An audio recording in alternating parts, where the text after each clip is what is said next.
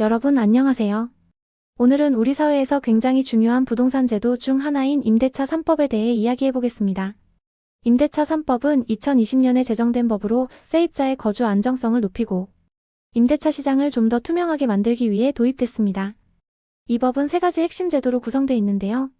바로 계약갱신 청구권제, 전월세 상한제, 그리고 전월세 신고제입니다. 하나씩 차근차근 살펴볼게요. 첫 번째, 계약갱신 청구권제입니다. 이 제도의 핵심은 세입자가 기존 계약이 끝나더라도 한 번 더 계약을 연장할 수 있는 권리를 보장한다는 겁니다. 쉽게 말해서 세입자가 원할 경우 2년 더 계약을 연장할 수 있고 집주인은 특별한 사유가 없는 한 이를 거절할 수 없습니다. 그렇다면 임대인이 갱신 요구를 거절할 수 있는 특별한 사유는 무엇이 있을까요? 먼저 집주인이나 그 직계가족이 실거주를 목적으로 입주할 경우가 있고 세입자가 임대료를 2회 이상 연체하였을 경우입니다. 그리고 집을 불법으로 개조하는 등 법을 위반한 경우와 건물을 철거하거나 재건축해야 하는 경우 등입니다. 그래서 이 제도를 통해 세입자는 최대 4년 동안 한 집에서 안정적으로 거주할 수 있게 되었습니다. 예전처럼 2년마다 집을 옮겨야 하는 불안이 줄어든 거죠. 두 번째는 전월세 상한제입니다. 이 제도는 임대료 인상폭을 제한하는 제도인데요. 계약을 갱신할 때 전월세 인상률을 5% 이내로 제한하고 있습니다. 즉, 집주인이 마음대로 전세나 월세를 크게 올릴 수 없게 된 거죠. 다만 처음 계약할 때는 상한이 적용되지 않고 갱신 계약부터 이 규제가 적용됩니다. 이 제도가 시행되면서 임대료가 갑자기 치솟는 걸 막고 세입자가 예측 가능한 수준의 비용으로 거주할 수 있게 됐습니다. 세 번째는 전월세 신고제입니다. 이 제도는 신규로 전월세 계약을 하거나 일정 금액 이상을 증감하여 계약을 연장했을 경우 30일 이내에 반드시 신고해야 하는 제도인데요.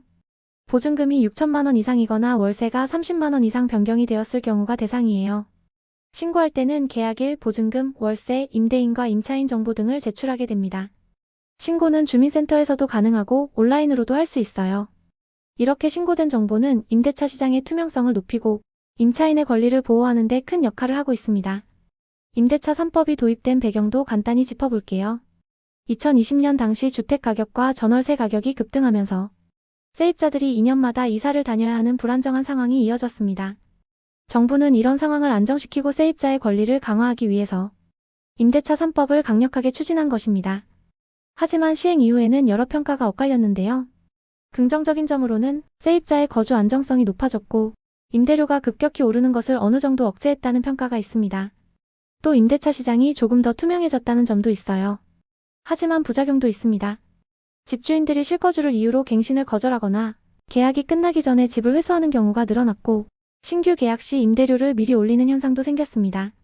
전세 매물도 줄어들면서 시장이 경직됐다는 지적도 나오고 있습니다. 그렇다면 임대차 3법은 언제부터 시행되었을까요? 계약갱신 청구권제와 전월세 상한제의 경우는 2020년 7월 31일 시행이 되었고 전월세 신고제는 2021년 6월 1일에 시행됐습니다. 마지막으로 간단히 정리해 보겠습니다. 임대차 3법은 다음 세 가지입니다. 첫째, 계약갱신 청구권제는 세입자가 1회에 한해 2년 계약을 연장할 수 있는 제도이고 둘째, 전월세 상한제는 갱신 시 임대료를 5% 이내로 제한하는 제도. 셋째, 전월세 신고제는 신규 계약 및 일정 금액 이상 변경된 갱신 계약에 대해 임대차 계약을 의무적으로 신고하는 제도입니다. 이 세 가지 제도는 세입자를 보호하고 시장의 안정을 꾀하기 위해 만들어졌습니다.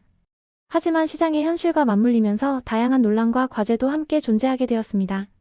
이상으로 임대차 3법에 대해 알려드렸는데요. 우리 모두 임대차 3법에 대해 잘 알아두고 우리의 권리를 잘 찾을 수 있었으면 좋겠습니다. 영상 끝까지 봐주셔서 감사합니다.